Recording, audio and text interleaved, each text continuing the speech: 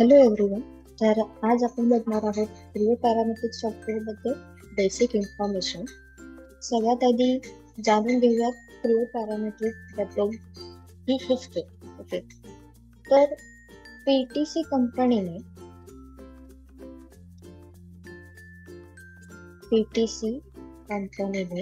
सगळ्यात आधी लॉन्च केलं होतं प्रो हे सॉफ्टवेअर. ठीक आहे, म्हणजेच प्रो इंजिनियर सॉफ्टवेअर केव्हा लॉन्च केलं होतं तर 1988. ओके, बट हे जे सॉफ्टवेअर होतं त्यामध्ये खूप सारे मॉडिफिकेशन करण्याची गरज होती. त्यामुळे काय होत होतं की त्याला मार्केटमध्ये एवढी डिमांड नव्हती. ओके, तर जे प्रो इंजिनियर सॉफ्टवेअर होतं त्यामध्ये पीटीसी कंपनीने खूप सारे मॉडिफिकेशन केले आणि 2010 मध्ये पीटीसी कंपनीने लॉन्च केलं क्रिओ हे सॉफ्टवेअर. ओके, म्हणजेच काय की जे प्रो इंजिनियर सॉफ्टवेअर होते त्यामध्ये भरपूर सारे मॉडिफिकेशन केले आणि तेच सॉफ्टवेअर ॲज अ क्रिओ लॉन्च केलं. आणि त्यानंतर 2013 मध्ये काय केलं, क्रिओचं फर्स्ट वर्जन दॅट इज क्रिओ 1.0 हे लॉन्च केलं. बट यामध्ये पण खूप सारे मॉडिफिकेशनची गरज होती. मग काय केलं कंपनीने, असंच मॉडिफिकेशन करत करत करत खूप सारे व्हर्जन्स लॉन्च केले अप टू क्रिओ 6.0. तुम्हाला खूप सारे मॉडिफिकेशन दिसतील, म्हणजे खूप डिफरन्स दिसेल सॉफ्टवेअर मध्ये.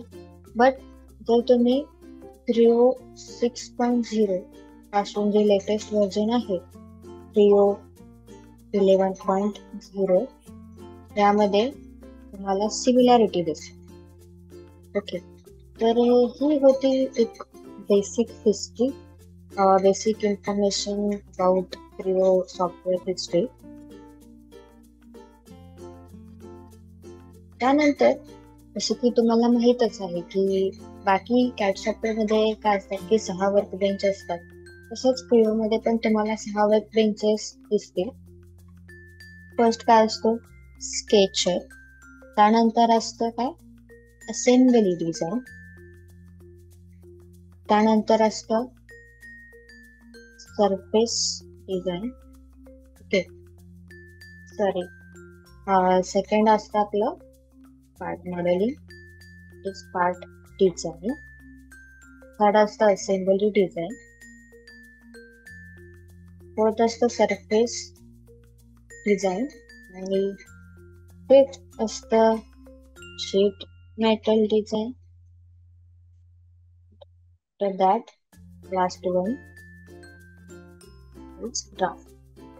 ओके, तर स्केचर म्हणजे काय असणार आहे की त्यामध्ये तुम्ही 2D ड्रॉइंग काढू शकता. ओके, म्हणजे 2D डिझाईन करू शकता.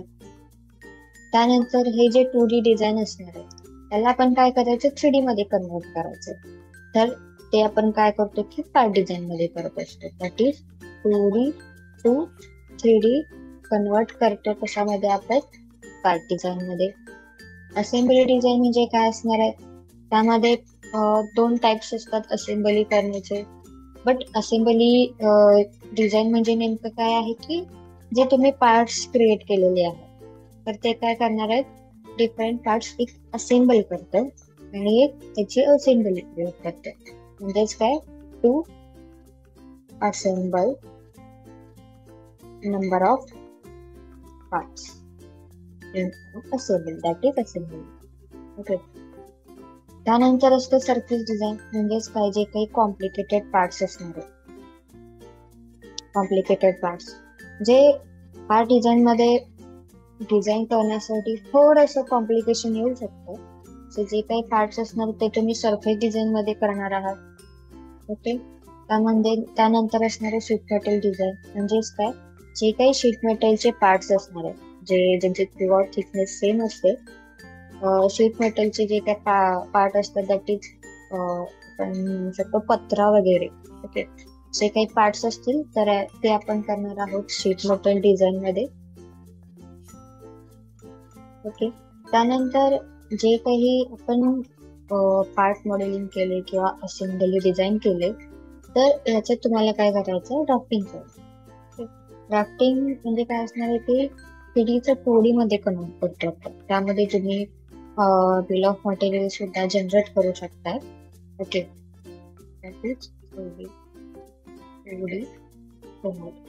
असणार आहे ड्राफ्टिंग मध्ये. तर आपण जे क्रिओ मध्ये बघणार आहोत सगळ्यात आधी तर स्केचर बघणार आहोत.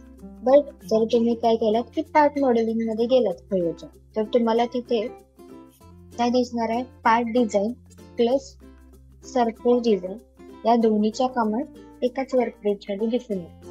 ओके, तर आपण फ्लो कसा ठेवणार आहे, तर पहिल्यांदा स्केचर बघणार आहोत, त्यानंतर पार्ट डिझाईन, त्यानंतर सरफेस डिझाईन, त्यानंतर assembly design, then sheet metal design आणि ड्राफ्टिंग असं बघणार आहोत. ओके, करते क्लिअर. तर इथे काय असणार आहे की क्विक ऍक्सेस टूलबार दिलेला आहे. तिथे असणार फाईल टॅब आहे, home, then common. Okay, detail मध्ये जात नाहीये. त्यानंतर आपण काय करायचं, आता सध्या एक पार्ट मॉडेलिंगला सुरुवात करायची. तर सगळ्यात आधी जायचं आहे तर न्यू सिलेक्ट करा. देन तुम्हाला एक बॉक्स दिसेल न्यूचा. त्यामध्ये तुम्हाला दिसेल type, sub type, file name, common name आणि डिफॉल्ट नेम. ओके, तर आपल्याला काय करायचं आहे की पार्ट मॉडेलिंग करायचं, आणि पार्ट मॉडेलिंग साठी काय लागणार आहे, आपल्याला स्केच लागणार आहे. त्यामुळे काय करायचं, इथे तुम्हाला स्केच ऑप्शन दिलाय.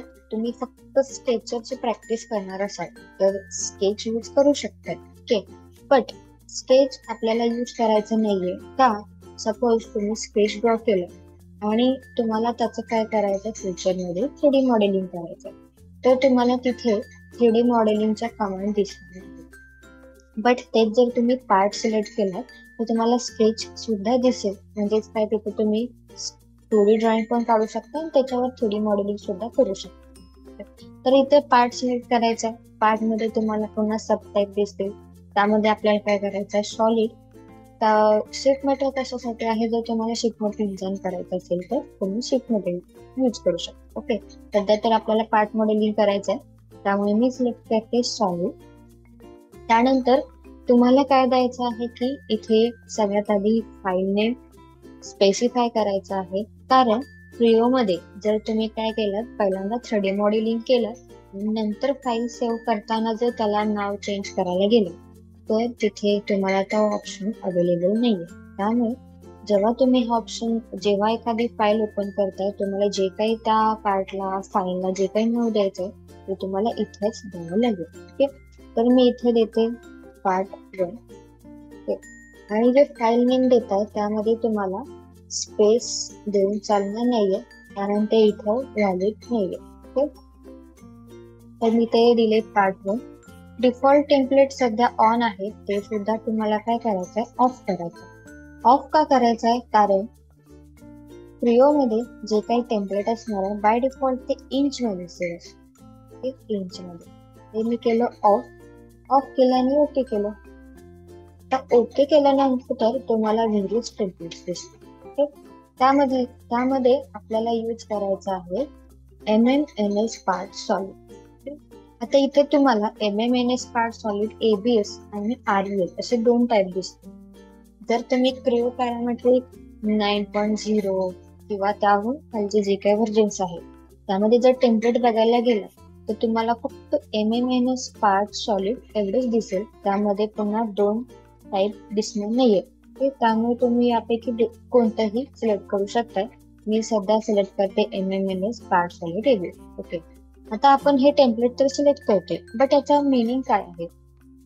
ओके, तर आपल्याला माहित आहे युनिट सिस्टीम असतात MKGS. ओके, म्हणजे काय असणार आहे की त्यामध्ये डिस्टन्स, त्यानंतर वेट और मास आणि टाइम युनिट सिस्टीम असते. त्यामध्ये आपल्याला यूज करायचं आहे मिलीमीटर, न्यूटन, सेकंड. ओके, म्हणजेच MMNS चं मिनिंगच आहे मिलीमीटर न्यूटन सेकंड. म्हणजेच काय, आपण मिलीमीटर न्यूटन सेकंड या युनिट सिस्टीमचा यूज करणार आहोत आपल्या सॉलिड मॉडेलिंग मध्ये. Okay, MMNS part solid table select केले, देन प्रेस ओके. ओके केल्यानंतर तुम्हाला इथे पार्ट डिझाईनची वर्कस्पेस ओपन करून दिसते. त्यामध्ये तुम्हाला व्हेरियस टॅब दिसतील. मॉडेल आहे, अनालिसिस आहे, लाईव्ह सिम्युलेशन, ऑनोटेट. मॉडेल मध्ये तुम्हाला पुन्हा एक रिबन बार दिसेल. त्यामध्ये जसं की मी पहिल्यांदा सांगितलेलं की तुम्हाला पार्ट मॉडेलिंगच्या आणि सरफेस डिझाईनच्या कमांड इथेच दिसून येतील.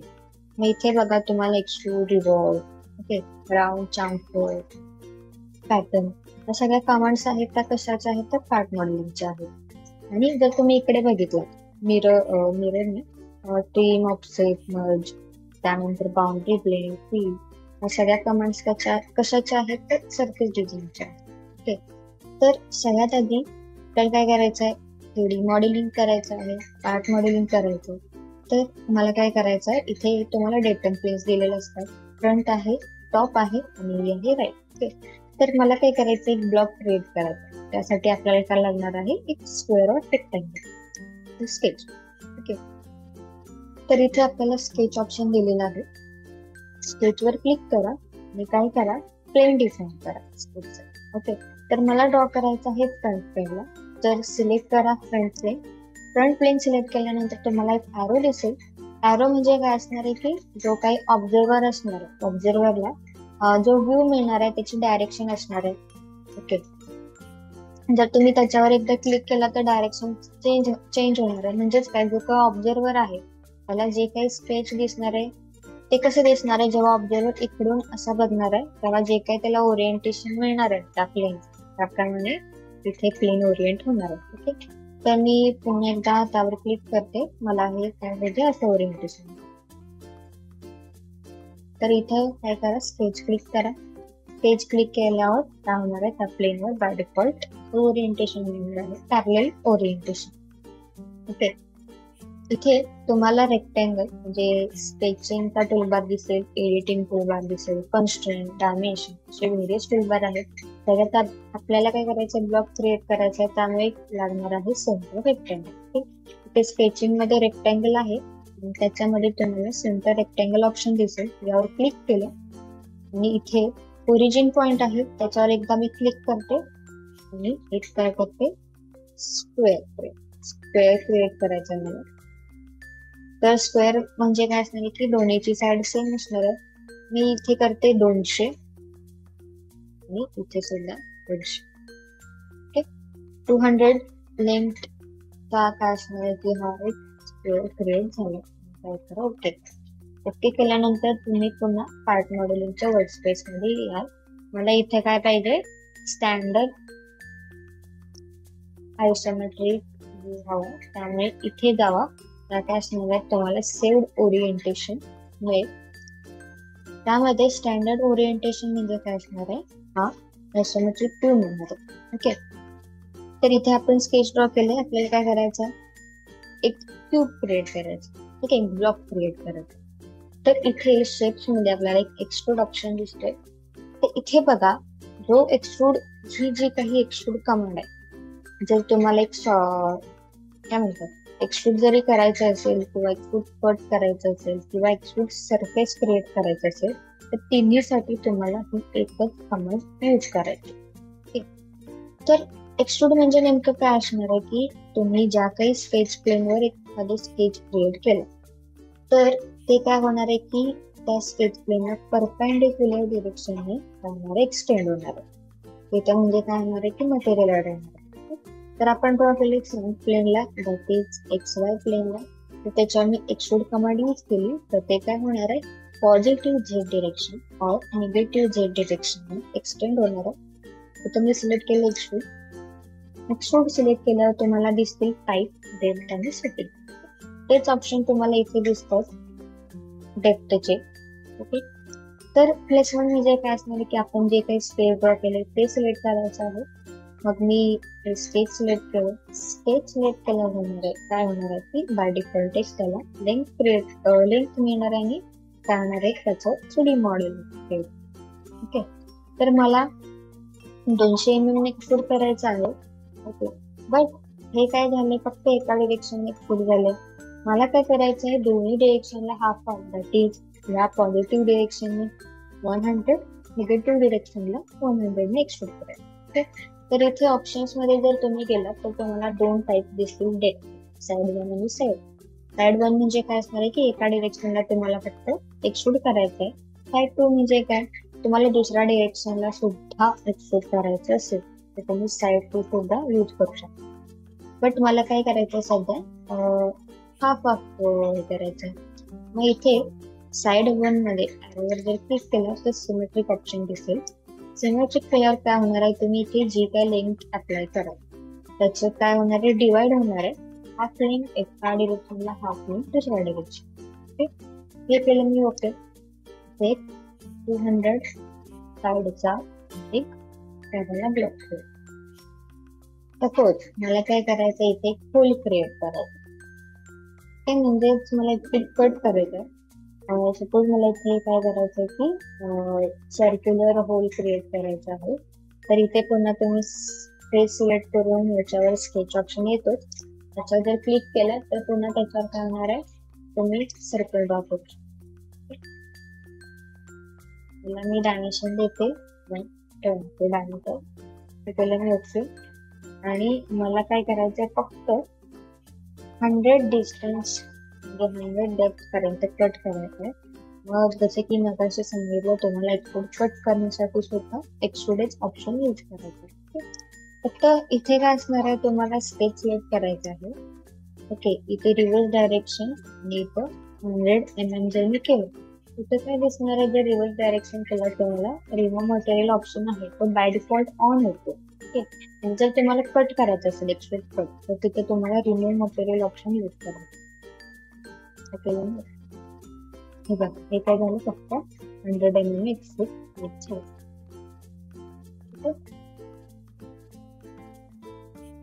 तर ही होती एक बेसिक इन्फॉर्मेशन अबाउट एक्सपोर्ट. बाकीचं आपण काय करूया नेक्स्ट लेक्चरला बघू.